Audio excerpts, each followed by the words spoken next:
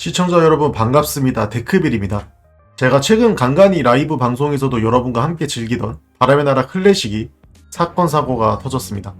간단하게 설명을 드리자면 바람의 나라에는 북방대초원이라는 거대한 사냥터가 있고 이곳의 최종 보스라고 할 수 있는 북천왕이라는 몬스터는 금조각이라는 아이템을 드랍하는데 이 금조각은 바람의 나라에서 가장 스펙이 높은 종결 투구와 장갑, 팔찌, 반지, 선류를 만들 수 있는 핵심 재료입니다.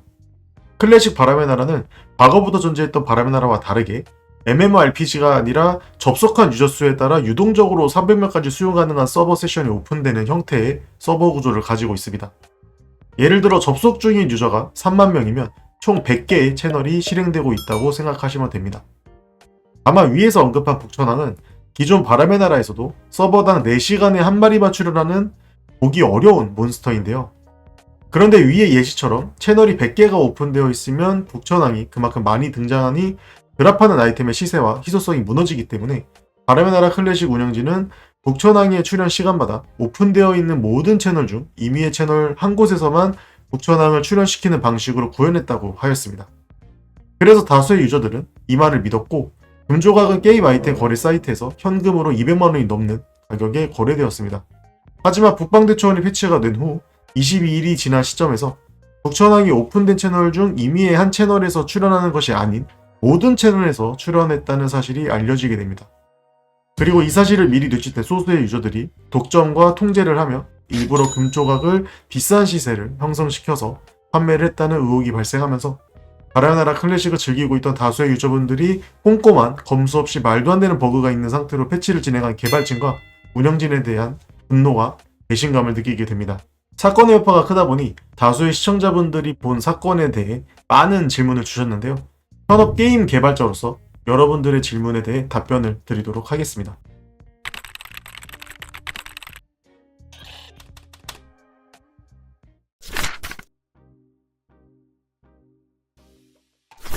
클래식 바람의 나라의 주요 개발자의 이력이나 개발팀 규모와 같은 정보가 저에게 없기 때문에 개발자의 능력에 대해 말씀드리기는 어렵습니다.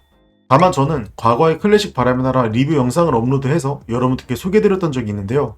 그 영상에서도 여러 문제와 의문점이 있기 때문에 게임을 즐기는 것을 적극적으로 추천하지 않는다고 언급했던 적이 있습니다. 그렇게 말씀드렸던 저만의 이유는 클래식 바람의 나라는 메이플 스토리 랜드라는 일반 유저도 전문적인 기술이나 지식 없이도 한정된 범위에서 게임 창작이 가능한 소프트웨어를 통해 제작된 게임이기 때문입니다. 즉 프로그램의 설계와 전문성과 경험을 갖춘 개발자들이 게임 출시 전후의 다양한 사건 사고를 예방하고 방지할 수 있도록 구현하고 충분한 테스트와 꼼꼼한 검수 후에 버그가 없음을 확인하고 출시되는 상용 게임들과 다르기 때문에 보안이나 시스템적인 결함과 같은 프로그램적인 이슈부터 클라이언트 변조 방어, 핵 또는 매크로 사용 검출 및 대응 시스템, 게임 내 불법 사용자 및 이상 버그 모니터링 등 상용 게임에서 출시 이후 게임의 공정성과 유저들의 쾌적한 게임 플레이를 위해 서비스와 운영에 필요한 기본적인 기능들이 탑재되어 있지 않을 가능성이 높습니다. 예를 들어 이번 북천왕이라는 몬스터는 서버에 한 마리만 출연될 정도로 매우 희귀한 몬스터이며 자체적인 위상이나 등급도 높은 편입니다. 그리고 이 몬스터가 드랍하는 금조각이라는 아이템은 근본적으로 짧은 시간에 대량으로 공급되는 것은 프로그램에 무슨 문제가 발생한 것이 아닌 이상 불가능합니다. 일반적인 상용 게임에서는 이런 고가의 아이템이 공급량의 이상 징후가 보이면 바로 운영팀이 모니터링을 할 수 있도록 프로그램 내부에 적절한 로직이 포함되어 있고 이 로직은 운영팀이 사용하는 운영툴과 상호작용하면서 운영자에게 바로 안내가 되고 운영자는 운영툴을 통해 관련 로그를 조회하고 선의의 유저들이 피해를 입지 않도록 빠른 조치를 해서 사건이 커지기 전에 예방 또는 해결하게 됩니다.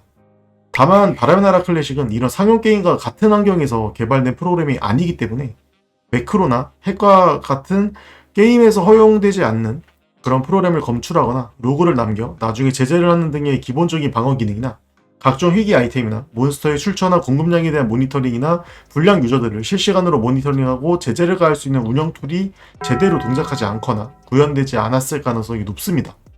결국 게임의 재미를 떠나서 이런 기본적인 안전장치가 제대로 구현되어 있지 않으면 모든 피해는 유저들이 보게 되는 구조이기 때문에 단순히 추억을 떠올리며 가볍게 즐기는 것은 괜찮지만 거액의 자본이나 시간을 투자하면서 즐기는 것을 추천하지 않는다고 말씀드렸던 것이기도 합니다. 앞에서 언급한 것처럼 게임이 출시된 이후 다양한 문제가 발생할 수 있고 전문적인 개발자로 구성된 개발팀이 게임을 개발했다면 이런 사고에 대해 예방, 대응, 조사, 해결을 돕는 안전장치가 있어서 최대한 서비스의 품질을 유지하면서 유저들의 피해를 입지 않도록 시스템이 동작을 하겠지만, 이번 사건도 그렇고 기존 게임에서 불법 프로그램을 사용하거나 게임의 여러 시스템을 악용하는 유저들이 정상적으로 제재가 되지 않는 점을 보았을 때 제가 설명드린 안전장치가 존재하지 않을 가능성이 높습니다.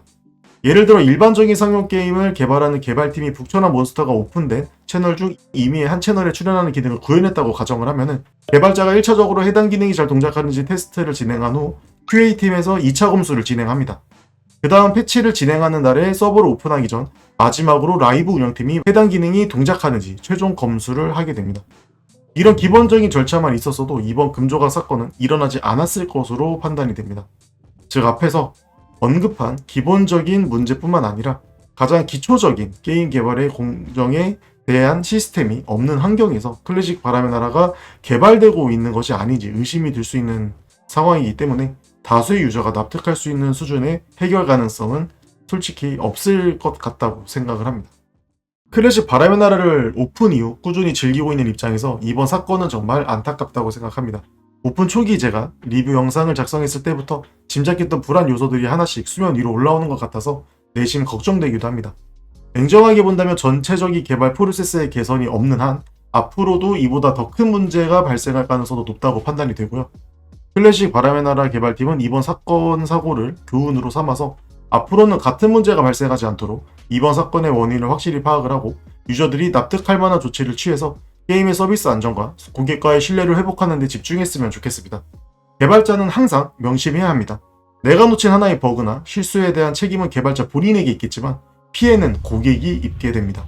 시청해주셔서 감사드립니다.